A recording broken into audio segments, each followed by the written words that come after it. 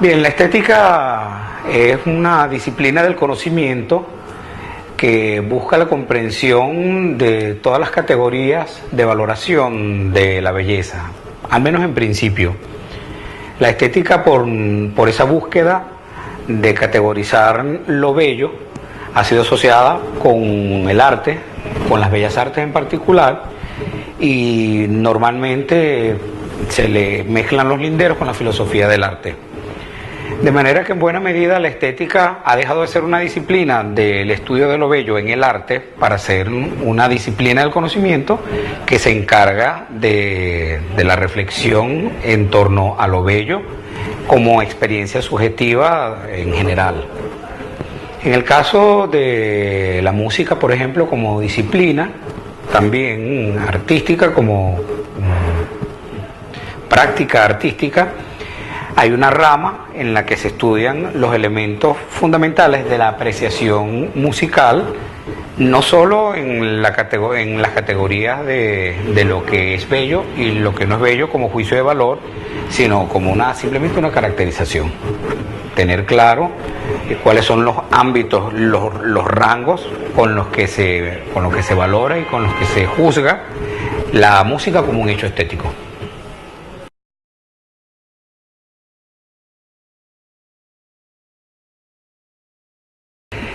Hay detrás de la estética una intención reflexiva, una comprensión profunda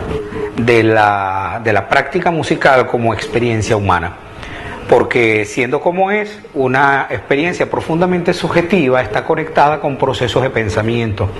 La creación artística tiene unos elementos reflexivos que parten del sujeto creador, pero también hay unos elementos reflexivos en el sujeto perceptor. Hay unas realidades reflexivas presentes tanto en quien crea como en quien percibe, y además en el intermedio van apareciendo una serie de actores que hacen posible el hecho musical, ¿no? Digamos, el proceso de la música tiene una cadena que va desde el creador, pasa por el intérprete, o a veces el intérprete es un director y después del intérprete hay un ejecutante, después del ejecutante hay un perceptor, y en todo ese trayecto hay una cantidad de subjetividades involucradas, y la estética lo que ayuda es a orientar y darle, permitirnos alguna comprensión de cómo a través del pensamiento y de la concepción racional estamos entendiendo esos hechos artísticos en torno a la música. De manera que la labor de la estética, la tarea de la estética es muy importante, porque nos devuelve la música, más allá de su disfrute sonoro, nos las devuelve desde una comprensión mucho más completa, porque entonces pasa a ser juzgada como una experiencia a través de la razón.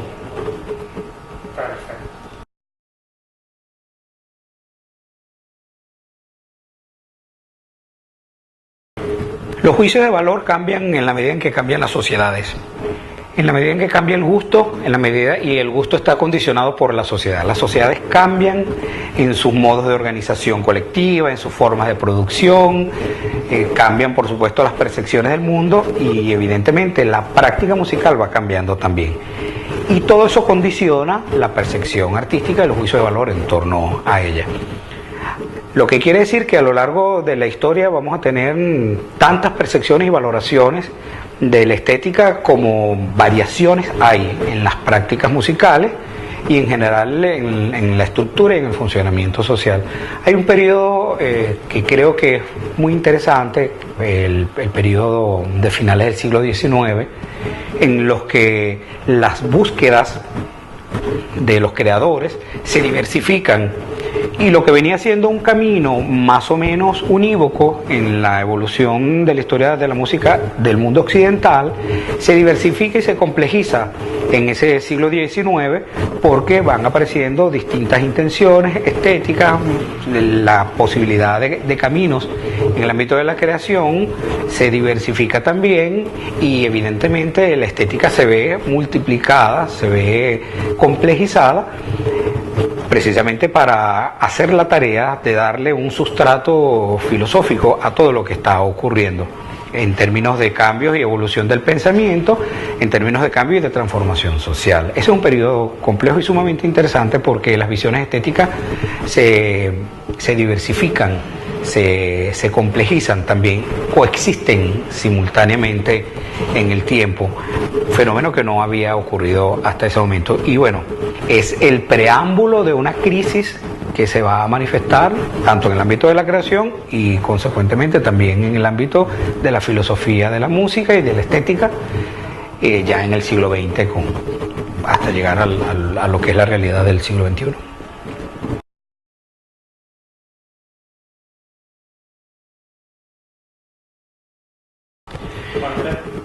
Sí, me llama mucho la atención un personaje de los llamados padres de la Iglesia, como lo es Santo Tomás, porque hay allí una concepción de la música vinculada con la religión, la necesidad de unir dos mundos aparentemente en crisis, como lo es el mundo de la fe y el mundo de la razón.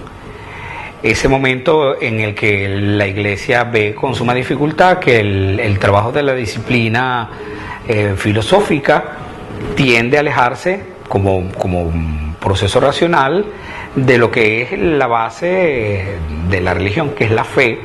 que no amerita en teoría sustrato racional. Es decir, esa racionalización no tendría por qué estar. Sin embargo, los padres de la Iglesia hacen un gran esfuerzo por dotar a todo el sistema de creencias de la religión cristiana en ese momento de una sólida base de pensamiento racional, de ideas, de una filosofía en la que por supuesto también entra la música. Y la razón por la que me llama la atención es precisamente porque hay unas tensiones entre pensamiento y subjetividad allí que no siempre se logran vencer con la eficacia que aspira el pensador, pero bueno, el esfuerzo es muy interesante y los resultados que nos pueden parecer desde la óptica contemporánea cándidos si se quiere, son resultados que también explican la pasión de los padres de la Iglesia por la religión, por la música y por el pensamiento al mismo tiempo.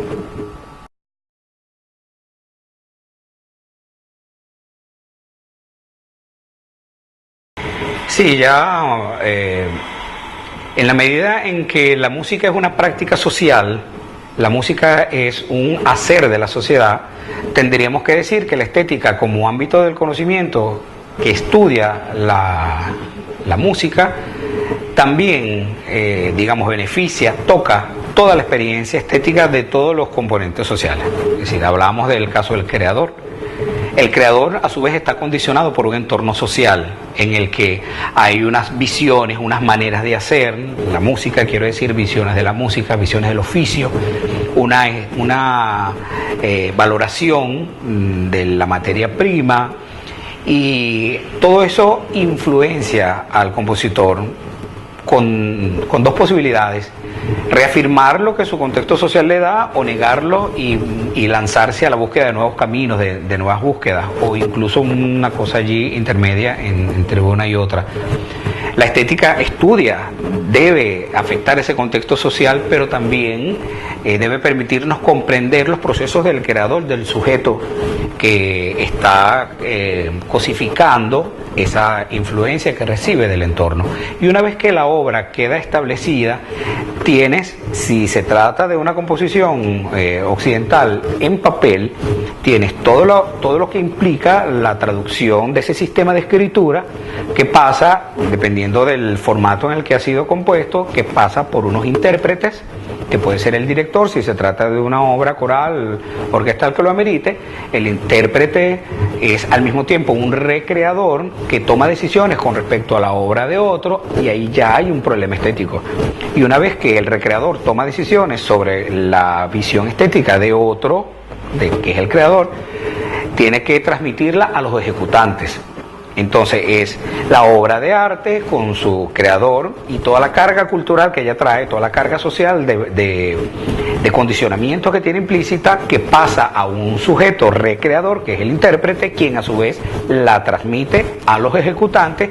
quienes, aunque se supone que siguen la visión del recreador, en este caso el director, de alguna manera le imprimen también un sello particular a esa ejecución.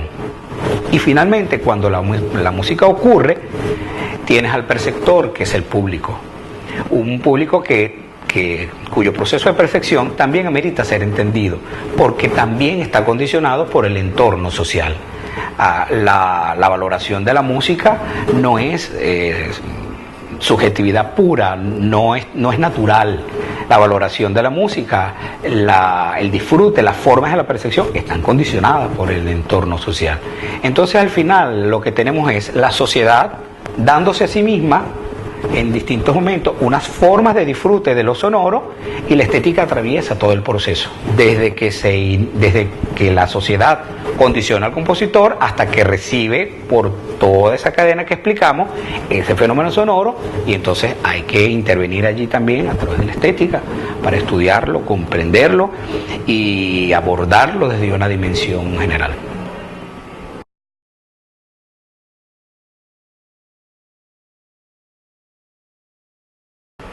La razón es el árbitro, y la estética no excluye la emoción desde ningún punto de vista, y la fe, digamos, que pareciera contraria a la razón,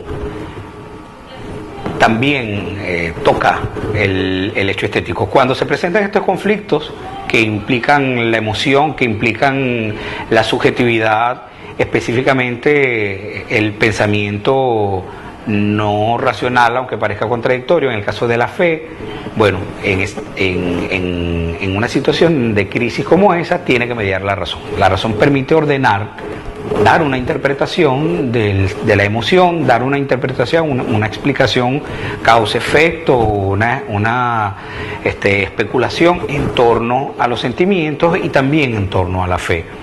El acercamiento de la razón a la fe, hablando de la estética, no es para negarla, puede ser en todo caso para cuestionarla, pero su labor fundamental o su aporte fundamental es ayudar a comprender cómo la fe motoriza, impulsa, genera sistemas de pensamientos, genera incluso maneras de concebir, de hacer, de circular y de percibir la música. Y digamos, como parte de la evolución de la estética, al momento en que la razón preside el proceso de ordenamiento de las ideas, es un momento culminante porque hace que el resultado del discurso sea redondo. Integra emoción, integra fe, pero está todo mediado a través de la razón.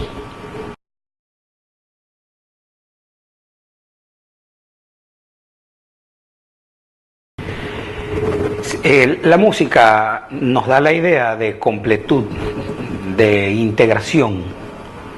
Creo que si nos viéramos forzados a resumir la música en una sola palabra, esa palabra sería plenitud,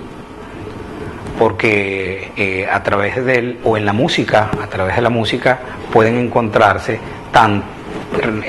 y resolverse conflictos de interés tan importantes como los que se dan entre el sentimiento, entre la emoción, entre la razón, entre la fe, y convergen allí las más diversas visiones del oficio, porque allí cabe todo, es decir, los distintos momentos de la historia de la música, por lo tanto los distintos sistemas de pensamiento musical, las distintas formas de valoración de la música, las distintas formas de circulación social de la música, y el condicionamiento social, el momento de la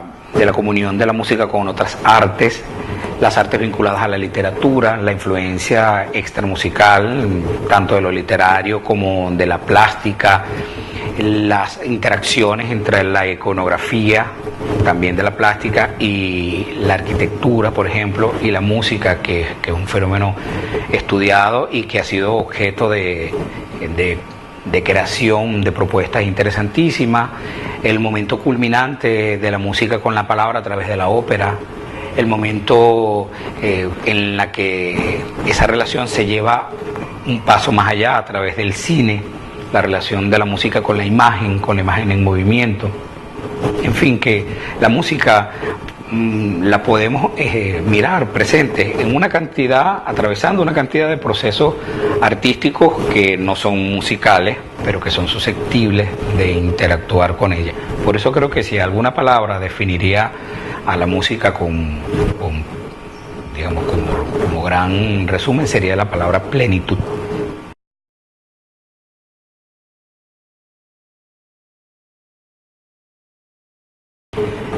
El abordaje de la estética debería ser de lo general a lo particular, porque la estética que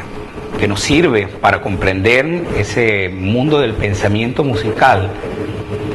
como interés y como forma del conocimiento, no la hereda Europa, es una inquietud fundamentalmente de las sociedades occidentales. Y esa sistematización del pensamiento y del estudio es una necesidad eminentemente occidental. Pero nosotros deberíamos tener la posibilidad de darle a eso un referente, un contexto geoterritorial. Es decir, entender que aunque eso viene de Europa y que surge de un momento histórico específico, es una herramienta que nos ayuda a entender nuestra propia realidad, nuestra propia situación como creadores, como hacedores del arte musical y como preceptores de la música.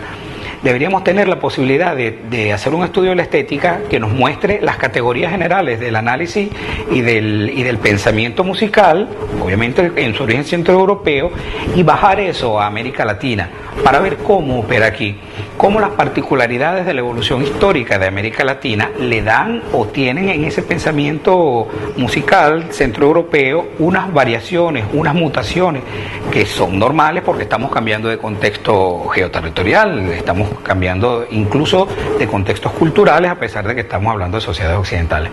Y en último lugar, pasar del continente, de lo que tenemos en común con esa pancontinentalidad, a lo local.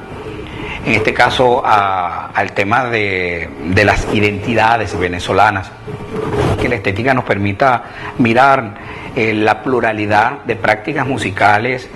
locales, digamos, en este país, en esta ciudad incluso, y entender que cada una de ellas obedece a una lógica distinta.